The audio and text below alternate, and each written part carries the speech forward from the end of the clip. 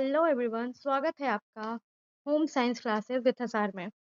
दोस्तों, आज की इस क्लास में हम बायोलॉजी या यूँ कहें कि हमारे होम साइंस का भी एक बहुत इंपॉर्टेंट पार्ट है, जिससे रिलेटेड आपके क्वेश्चंस प्रीवियस ईयर के एग्जाम्स में पूछे जाते हैं। तो हम ब्रांचेज ऑफ बायोलॉजी की आज स्टडी करेंगे। कौन-कौन से ब्रांचेज हैं, चलिए उनको देखते हैं, ठीक है? चलिए स्टार्ट करते हैं। सबसे पहला क्या है हमारा? जीव विज्ञान की कौन-कौन से ब्रांचेज हैं?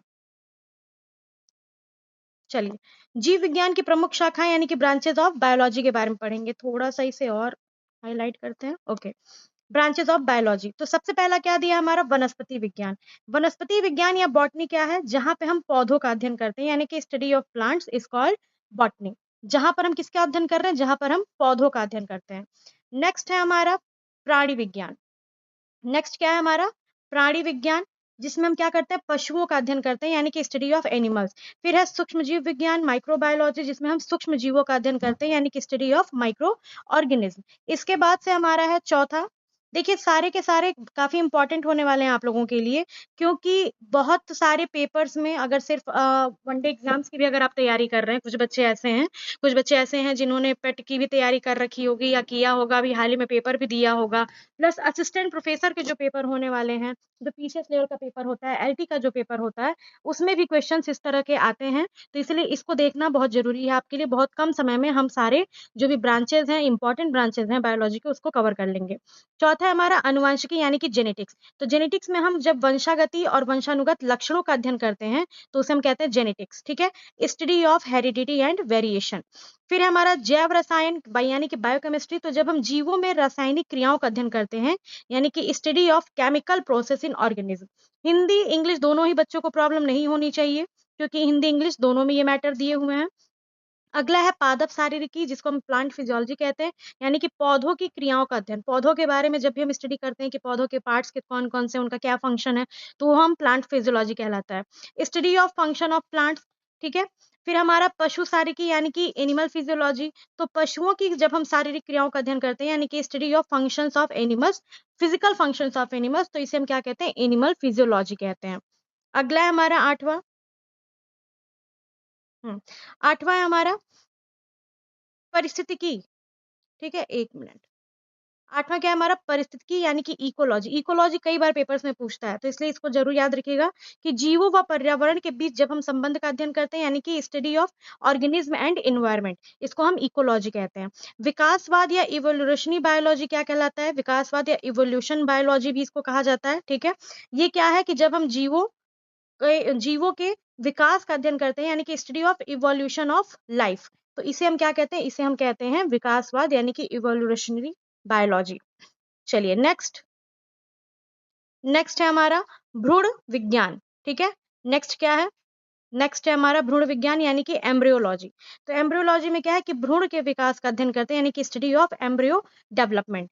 एम्ब्रियो डेवलपमेंट यानी कि भ्रूण। आप सभी होम साइंस के विद्यार्थी होंगे तो आपको पता ही होगा कि शिशु जन्म से पहले जो गर्भकालीन अवस्था होती है, उसी में जो हमारी शुरू की अवस्था होती है, 2 सप्ताह तक की, वो हमारी 2 सप्ताह से लेकर के 2 माह के अंत तक वो हमारी भ्रूण की अवस्था कहलाती है, एम्ब्रियो पीरियड कहलाता है। चलिए अगला है कि कोशिका जीव विज्ञान यानी कि साइटोलॉजी या सेल बायोलॉजी किसे कहते हैं? तो जहाँ पे हम कोशिकाओं की संरचना और उनके कार्यों, ठीक है? जहाँ पे हम किसके अध्ययन कर रहे हैं? कोशिकाओं की संरचना और उनके कार्यों का अध्ययन करते हैं, तो इसे हम क्या कहते हैं? इसे हम कहते हैं कोशिका जीव विज्ञान। नेक्स्ट है हमारा 12वां नंबर। 12वें नंबर पे दिया हुआ है कि जैव भौतिकी यानी कि बायोफिजिक्स। जहाँ पे जीवित प्रणालियों का मतलब क्या है?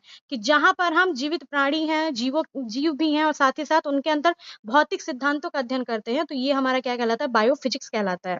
ठीक है? नेक्स्ट है हमारा जैव प्रौद्योगिकी यानी कि बायोटेक्नोलॉजी। नेक्स्ट क्या है? जैव प्रौद्योगिकी यानी कि बायोटेक्नोलॉजी। तो जब हम जीवों का उपयोग करके नई तकनीकों को विकसित करते हैं, नई तकनीकों का विकास करते हैं, use of organism in technology, तो इसे हम कहते हैं जैव प्रौद्योगिकी। फिर हमारा प्रतिरक्षा विज्ञान यानी कि इम्यूनोलॉजी। तो शरीर की रोग प्रतिरोधक क्षमता का जब हम अध्ययन करते हैं, यानी कि स्टडी ऑफ इम्यून सिस्टम। जब इम्यून सिस्टम के बारे में स्टडी करते हैं, तो उसे हम कहते हैं इम्यूनोलॉजी। नेक्स्ट है हमारा 15वां नंबर है हमारा कीट विज्ञान, जिसको हम एंटोमोलॉजी कहते हैं। कीटों का अध्ययन जब हम करते हैं, छोटे-छोटे कीटे, छोटे-छोटे इंसेक्ट्स, जैसे कि एंट क्या है आपका? एक छोटा कीड़ा है, जो हमारी चींटी होती है, तो एंटोमोलॉजी से आप उसे आसानी से याद रख सकते हैं। और ये जो 15 और 16 नंबर, ये दोनों ही बहुत इंपॉर्टेंट, क्योंकि कई बार यहाँ तक कि पीसीएस लेवल के पेपर में भी इससे क्वेश्चंस बनते हैं आपके। तो पक्षी विज्ञान यानी कि ऑर्निथोलॉजी, इसमें हम क्या करते हैं, इसमें हम पक्षियों का अध्ययन करते हैं। अगला है हमारा मत्स्य विज्ञान, ठीक है। इक्टोमोलॉजी जिसको कहते हैं, इसमें हम मछलियों का अध्ययन करते हैं, स्टडी ऑफ फिशेस। फिर हमारा सरीसृप विज्ञान जिसको हम हर्पेटोलॉजी कहते हैं, यानी कि सरीसृपों का अध्ययन जहाँ पे हम करते हैं उसको हम सरीसृप विज्ञान या हर्पेटोलॉजी भी कहते हैं। इसके बाद है हमारा स्तनपायी विज्ञान, मैमोलॉजी जिसको बोलते हैं, मैमोलॉजी भी बोलते हैं, जिसमें हम स्तनधारियों का अध्ययन करते हैं। स्तनधारी यानी कि जो बच्चों को जन्म देते हैं, जो स्तनपान कराते हैं, उन जीवों का अध्ययन करते हैं, ठीक है। फिर हमारा यहाँ पे कीट विज्ञान दिया है प्लस रोग विज्ञान दिया है, तो यहाँ पे कीट विज्ञान को आप क्या करेंगे, कट कर देंगे, ठीक है। कीट विज्ञान को यहाँ पे आप कट कर दीजिए, क्योंकि कीट विज्ञान अलग चीज है। जो हमारा रोग विज्ञान होता है, जिसको हम पैथोलॉजी कहते हैं, वहाँ पे हम क्या करते हैं, रोगों और उनके विभिन्न जो कारण होते हैं, उनका अध्ययन करते हैं, यानी कि study of disease and their causes, क्या रीजन है, ठीक है। आप लोग जो ब्लड टेस्ट कराते हैं, यूरिन टेस्ट कराते हैं, ठीक है, ये सारी की सारी पैथोलॉजी के अंतर्गत ही होती है। चलिए अगला है हमारा 20 हमने पढ़ लिए हैं ब्रांचेस। अभी और भी कुछ एडिशनल ब्रांचेस हैं हमारी बायोलॉजी के, उनको भी देख लीजिए कौन-कौन से हैं। टोटल यहाँ पे 40 ब्रांचेस के बारे में आपको बताऊँगी, और इससे ज़्यादा इससे बाहर और कुछ आता भी नहीं है। और अदर से मैं इससे रिलेटेड और भी वीडियोज़ लाऊँगी, जिसमें सिर्फ़ हम एनाटॉमी से रिलेटेड चीज़ों को पढ़ेंगे। तो यहाँ पे आपका फिर से आ गया एक विषाणु विज्ञान, जिसको हम वायरोलॉजी कहते हैं। तो जहाँ पे हम विषाणुओं का अध्ययन कहते हैं, वो क्या है हमारा, वायरोलॉजी है। जीवाणु विज्ञान, जीवाणु नाम से ही पता है कि जहाँ पे जीवाणुओं का अध्ययन किया जाता है, ठीक है, यानी कि स्टडी ऑफ बैक्टीरिया। अगला है हमारा कवक विज्ञान। 23वां नंबर क्या है, कवक विज्ञान है। कवक विज्ञान में क्या है, कवकों का अध्ययन। देखिए नाम से ही क्लियर हो जा रहा है, आपको बहुत ज्यादा इसमें ध्यान देने की जरूरत नहीं है, लेकिन हाँ, आप अगर एक बार इस वीडियो को देख लेते हैं, एक बार नहीं समझ में आया, दो बार भी देख लेते हैं अगर, तो दोनों बार में आपका ये क्लियर हो जाएगा। तो स्टडी ऑफ फंगी, यानी कि जहाँ पे हम फंगस के बारे में पढ़ते हैं, उसे हम माइकोलॉजी कहते हैं। आपका एक और है शैवाल विज्ञान, यानी कि फाइकोलॉजी या एल्गोलॉजी। तो जहाँ पे हम शैवालों का अध्ययन करते हैं, शैवाल जिसे हम अपने देशी भाषा में काई बोलते हैं, तो उसका जब हम अध्ययन करते हैं, तो इसे हम कहते हैं शैवाल विज्ञान, ठीक है। 25वां नंबर है हमारा परजीवी विज्ञान। परजीवी को हम कहते हैं पैरासाइट। पैरासाइट यानी कि वे जीव जो दूसरों के न्यूट्रिशन पे डिपेंड करते हैं। तो जब हम परजीवियों का अध्ययन करते हैं, ठीक है, तब इसे हम कहते हैं पैरासाइट। अब देखिए परजीवी में क्या-क्या आ सकते हैं, तो आपका जोंक, मच्छर, खटमल, और ये क्या बोलते हैं, जो हमारे पशुओं में जो कीटें लगती हैं छोटी-छोटी सी, ठीक है, ये सारे के सारे हमारे कौन से परजीवी हैं। और जो हमारे पेट में कीड़े होते हैं, टेपवर्म्स, रिंगवर्म्स, ये सारे के सारे क्या हैं, परजीवी होते हैं। अगला है हमारा कीट रोग विज्ञान। कीट रोग विज्ञान को हम एंटोमॉर्फोलॉजी कहते हैं, ठीक है। कीट रोग विज्ञान को क्या कहते हैं, रोग विज्ञान की बात करें, अगर सिर्फ कीट विज्ञान की बात करेगा तो एंटोलॉजी हो जाएगा, और कीट रोग विज्ञान की बात करेंगे तो उसे हम कहते हैं एंटोमॉर्फोलॉजी, यानी कि कीटों में होने वाले रोगों का अध्ययन करना, स्टडी ऑफ इंसेक्ट्स डिजीज, ठीक है। चलिए 26 हो गया, बहुत जल्दी जल्दी कवर करेंगे, 10 मिनट के अंदर आपका वीडियो हो जाएगा कंप्लीट और आपके सारे ब्रांचेस हो जाएंगे कवर। 27 नंबर जीवाश्म विज्ञान, जिसको हम पैलेंटियोलॉजी कहते हैं, जहाँ पे हम जीवाश्मों का, यानी कि जो प्राचीन जीवाश्म है हमारे इस धरती के अंदर दबे हुए हैं, उन जीवाश्मों का अध्ययन करते हैं। 28वां हमारा मानव विज्ञान, यानी कि एंथ्रोपोलॉजी, ठीक है। मानव विज्ञान के बारे में कि मनुष्य का विकास, उसकी संस्कृति का अध्ययन करते हैं, study of human evolution and culture. जब हम इस मानव के समुदाय के, उसके कल्चर के बारे में, उसकी संस्कृति का अध्ययन करते हैं, तो उसको हम एंथ्रोपोलॉजी कहते हैं। देखिए अब 29 नंबर है जैव भूगोल, यानी कि बायोजियोग्राफी। तो जीवों का भौगोलिक वितरण, ठीक है, जियोग्राफिकल डिस्ट्रीब्यूशन ऑफ ऑर्गेनिज्म की अलग अलग जगहों पे कौन से जीव होते हैं, कौन कौन सी उनकी विशेषताएं हैं, जब हम इस तरह की चीजों का स्टडी करते हैं, तो ये हमारा क्या कहलाता है, बायोजियोग्राफी कहलाता है।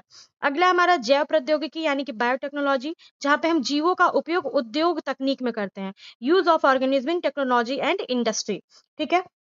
अगला है हमारा अणु जीव विज्ञान, ठीक है। अणु जीव विज्ञान का मतलब क्या है, मॉलिक्यूलर बायोलॉजी, जहां पे हम जीवन की आणविक प्रक्रियाओं का अध्ययन करते हैं, study of molecular basis of life is called molecular biology. फिर हमारा जैव सूचना विकास, यानी कि बायो इन्फॉर्मेटिक्स, जहां पे हम कंप्यूटर तकनीक से जैविक डेटा का विश्लेषण करते हैं, ठीक है। आजकल आपको पता है कि जो भी आप ये कंप्यूटर टेक्नोलॉजी इतनी ज्यादा डेवलप हो चुकी है कि हमारे जेनेटिक्स में, हमारे बायोलॉजी में, हर जगह अब इसका यूज हो रहा है। चलिए अगला है हमारा 33वां समुद्री जीव विज्ञान, तो जिसको मरीन बायोलॉजी कहते हैं। तो इसमें हम क्या करते हैं, इसमें हम समुद्री जीवों का अध्ययन करते हैं। इसके बाद है खगोल जीव विज्ञान, जिसमें हम एस्ट्रोबायोलॉजी भी कहते हैं और एक्सोबायोलॉजी भी कहते हैं, यानी कि पृथ्वी के बाहर जो जीवन की संभावना है उसका अध्ययन हम करते हैं, यानी कि study of life beyond earth. 35वां है आपका फसल विज्ञान। ठीक है, 35वां क्या है आपका फसल विज्ञान, जिसको हम एग्रोनॉमी, क्रॉप साइंस, हॉर्टिकल्चर भी कहते हैं, जिसमें हम फसलों की, कृषि फसलों की वृद्धि और उनके सुधार का अध्ययन करते हैं। ठीक है, अगला है आपका पोषण विज्ञान, न्यूट्रिशन साइंस जिसको कहते हैं, ये हमारे होम साइंस से रिलेटेड है इसलिए आपको पता ही होगा, जहाँ पे हम भोजन और पोषण का अध्ययन करते हैं। Study of food and nutrition is called nutrition science. अगला है आपका 37वां नंबर अनुवांशिक अभियांत्रिकी, यानी कि जेनेटिक इंजीनियरिंग क्या है, तो जिस जहाँ पे हम जीन में परिवर्तन करके नए लक्षण उत्पन्न करते हैं तो उसी को हम क्या कहते हैं, अनुवांशिक अभियांत्रिकी कहते हैं। फिर हमारा 38 नंबर है जैव ऊर्जा विज्ञान, यानी कि बायो एनर्जेटिक्स। तो जहाँ पे जैव ऊर्जा, बायो भी है यानी कि जीव, और एनर्जेटिक्स की बात है यानी कि ऊर्जा की बात, जहाँ कह रहा है कि जीवों में ऊर्जा रूपांतरण का जो अध्ययन होता है वो हमारा जैव ऊर्जा विज्ञान कहलाता है। 39 नंबर है हमारा क्रियात्मक जीनोमिक्स, यानी कि फंक्शनल जीनोमिक्स, जहाँ पे जीनों के कार्य का अध्ययन करते हैं। जीन यानी पहनने वाला जीन्स नहीं, जीन जो हमारे अनुवांशिक गुण हैं, ठीक है, अनुवांशिकता की सबसे बेसिक यूनिट जो होती है जीन, उसका अध्ययन करते हैं। फिर इसके बाद है आपका जैव नैतिकता, यानी कि बायो एथिक्स। तो जीव विज्ञान शोध से जुड़े हुए नैतिक पहलुओं का अध्ययन हम इसमें करते हैं। एथिक्स का मतलब ये क्या है, नैतिकता। तो ये देखिए, ये 40 के 40 आपके थे साइंस के डिफरेंट ब्रांचेस से रिलेटेड, जो आपके वनडे एग्जाम्स में भी पूछ सकते हैं, होम साइंस में भी पूछा जा सकता है, संभावना इसकी पूरी बनी हुई है। अब मैं इसके बाद से एक पर्टिकुलर होम साइंस के जो फिजिकल फिजियोलॉजी, यानी कि जो शरीर रचना विज्ञान है, उससे रिलेटेड मैं आप लोगों का एक और शॉर्ट वीडियो अपलोड करूंगी, जिसमें बहुत कम समय में मैं सारे जो भी इंपॉर्टेंट ब्रांचेस हैं उसके बारे में आपको बताऊंगी, जो कि टीजीटी, पीजीटी, एलटी, जो भी 9 टू 12 तक के एग्जाम्स हैं, उससे रिलेटेड बहुत सारे एग्जाम्स में पूछता है। तो चाहे आप यूपी की तैयारी कर रहे हो, चाहे आप एमपी की तैयारी कर रहे हो, किसी भी स्टेट से अगर आप प्रिपरेशन कर रहे हो होम साइंस से रिलेटेड, तो आपके लिए ये वीडियो बहुत ही यूजफुल होने वाला है। तो अच्छा लगा होगा तो लाइक, शेयर और सब्सक्राइब जरूर कर दीजिएगा। थैंक यू सो मच, मिलते हैं फिर किसी ऐसे ही टॉपिक के साथ। Thank you so much.